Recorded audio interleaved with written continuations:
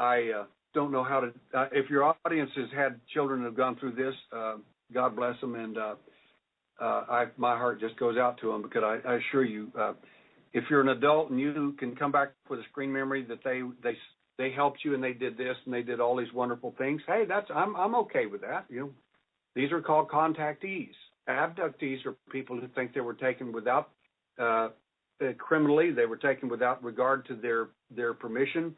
Contactees generally think that it doesn't matter, because whatever they're doing for our good, and you shouldn't question it. There were some people in Germany that used to think that way too, just before the camps. Yeah, it seems like many people are thinking that nothing will ever happen now, too, towards other things, But, that's a whole other episode if we want to get into politics, right? History has a way to repeat itself. I'm definitely glad that you brought that up, Daryl. The way that you are wording this, that totally makes sense. And I've interviewed people before that feel that their abductions, or the fact that they're contactees, that it's actually for the greater good, etc. Let's get back into these different models. You talk about the Nordics, the Wookiees, the mantises, the reptiles. Some people have put together a theory that when you read about these ancient texts of demons that have horns and, dark lords and serpents, that they're actually these reptilians. And a lot of people believe now that reptilians are actually controlling many things behind the scenes, possibly in a different dimension where they can somehow influence people like a puppet, pulling strings via fourth dimension, whatever. There's a lot of theories, and I'm sure you've heard these, people like David Icke and others. These reptiles, are they doing, is any of that legit? Do you believe any of that, or? Well, I think it's a mixture of all of the above. Belief, in my opinion, is not really relevant for me as an investigator. What I can prove matters to me. And so I don't peddle a lot of theories. I deal with things that make sense and that have some degree of credibility. I know a lot of these ideas sell books, but I've only written 2 books, one about implants and one about finding evidence and how to find it for yourself. And the reason I wrote those was people asked for them. That it wasn't my idea to do this initially. The basis I have about the conspiracy aspect of this, I'm not much of a conspiracist, but I do look at a lot of things just to see if there's anything in there, some parcels of truth that may be useful, and I'll look at anything, of course, and I have no problem with that.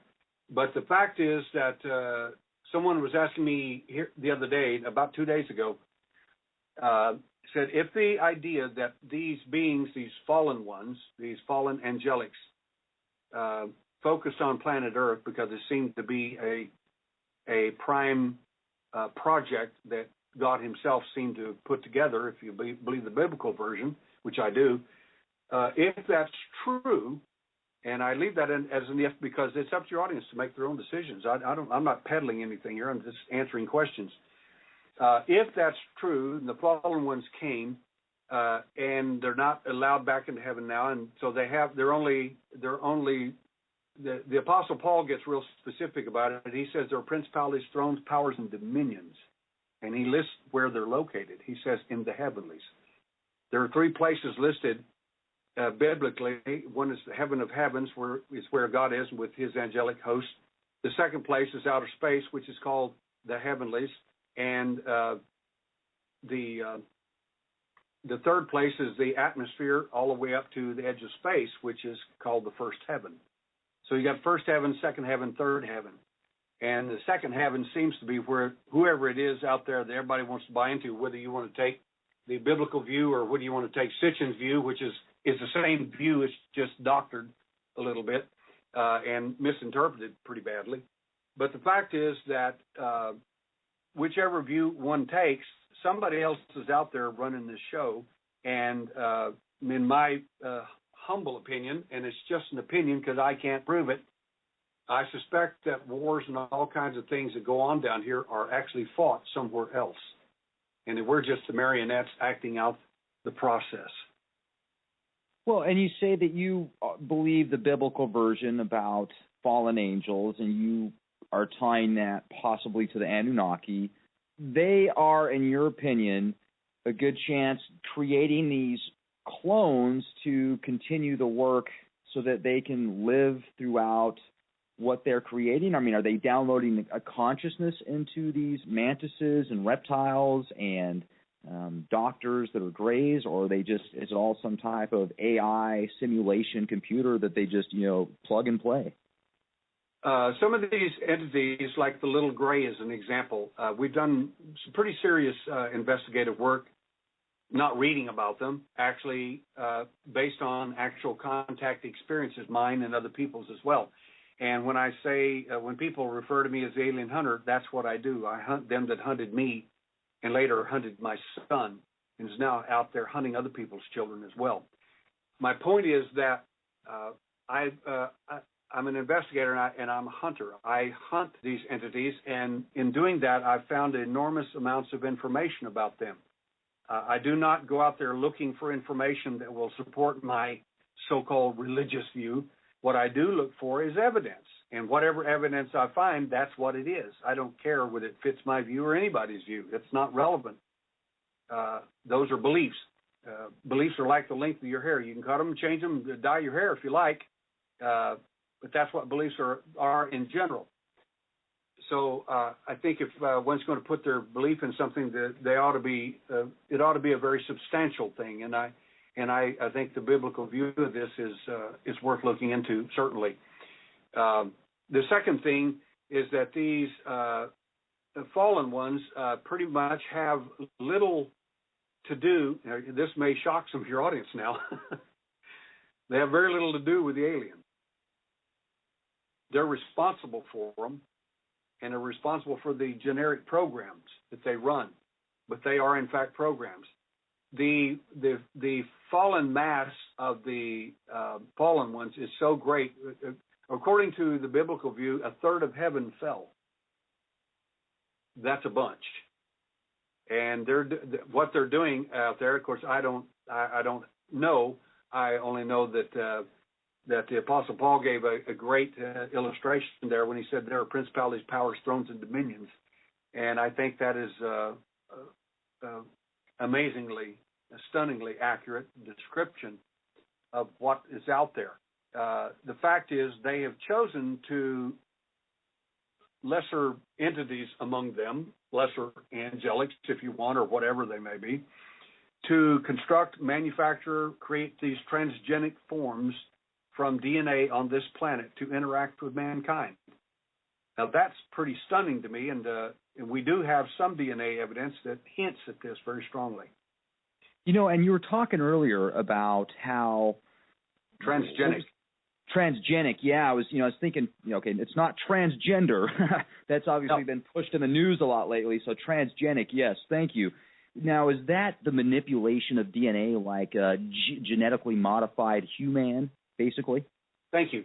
Okay. That is correct. The fact is, if you go to Bing or Google and type in transgenic and Google it, hit images, you'll come up with a little mouse with a human ear stuck on the side of it. Right.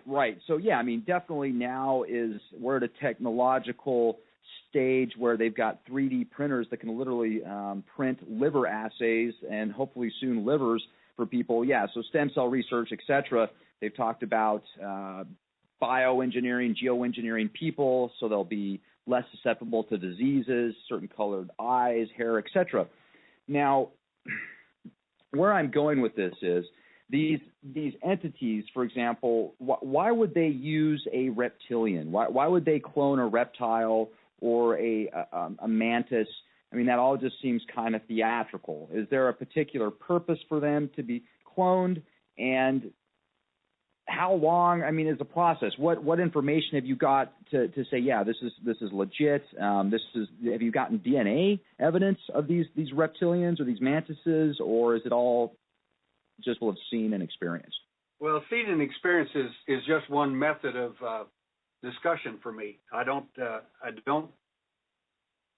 consider much of people's stories unless there is some type of evidence with it. My rationale to people is this: look, there are thousands of stories out there, if not millions.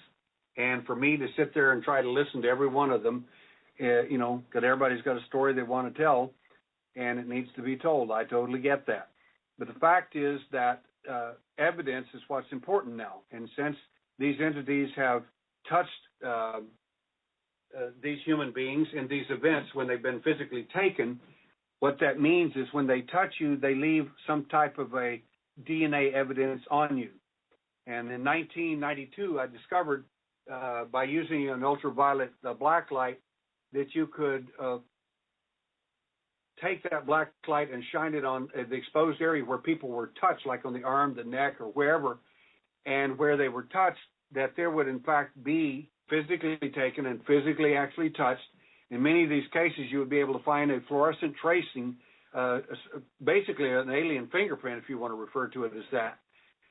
These entities give off a sweat-like substance, and that substance penetrates the skin subdermally on contact.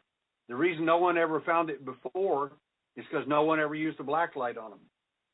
Do you feel that humans, the DNA of us, for our ancestors, a lot of people think that we've evolved. I tend to disagree. I think that we have devolved. Our sixth sense, some people have it a lot more than others, and it seems that some people believe that if they have the ability to use it, that they're somewhat demonic or evil or some witch or something like that.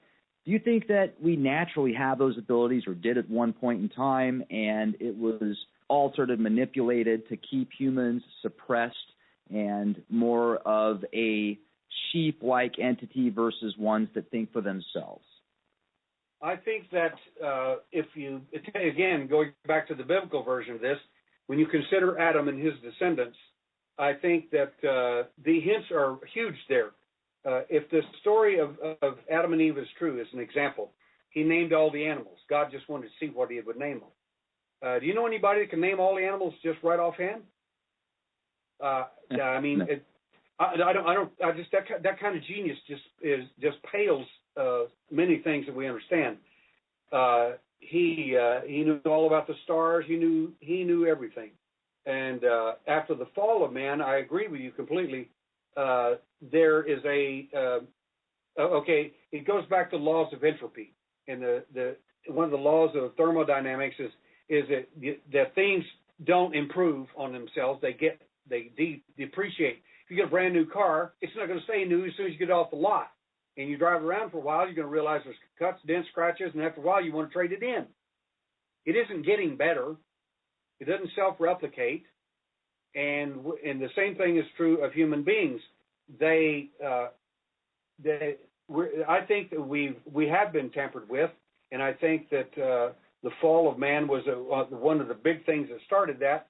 But the second thing that seems to be a huge problem with that, and even Sitchin brings that out in his version of this. He says that when they came down here, they took man and they made him a slave. They made him mine their gold and so on and so on and so on. The point is that neither view here gives the so-called alien or fallen angel, whatever you want to refer to them as, from outer space or wherever they're from, originally from the third heaven.